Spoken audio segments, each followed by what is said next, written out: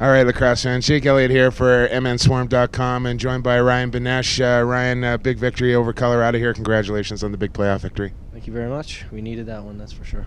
First playoff victory in franchise history. You're a player that's been here for a few years now. You've suffered through some playoff losses. What's the feeling like to get your first playoff victory? It's unbelievable. The energy in the room after that game was, super high.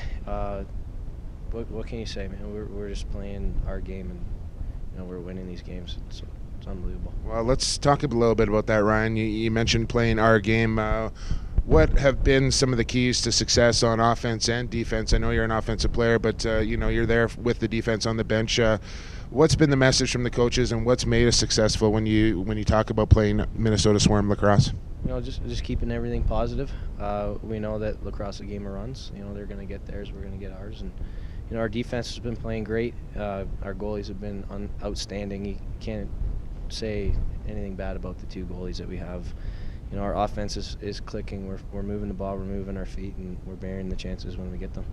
You get off to that quick start against Colorado. That went a long way into helping us get that victory, and Colorado made that push. And did things get a little antsy on the bench there? Did you guys manage to remain calm there and just kind of ride the storm out a little bit there? Well, I'd be lying if I said we didn't get a little antsy, but Coach Sullivan and Coach Keese, told us just calm down and get back to our game plan and just get the ball moving, and that's what we did. And we got a few goals late in the end there and pulled it out. And talk about some of these young players like Jake Elliott and Jordan McIntosh, Corbin Tao, the job that these guys have done all season long, along with the goaltenders, but in particular Jordan McIntosh, who comes up with a humongous goal at the end of that game.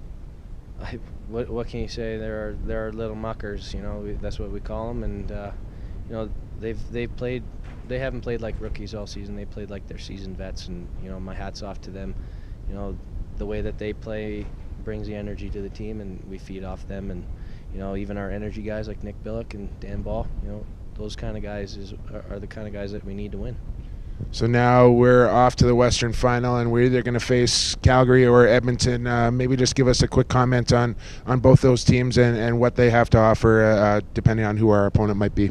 They're both great teams. Edmonton's got a great defense, great goalie. They're playing good as of late.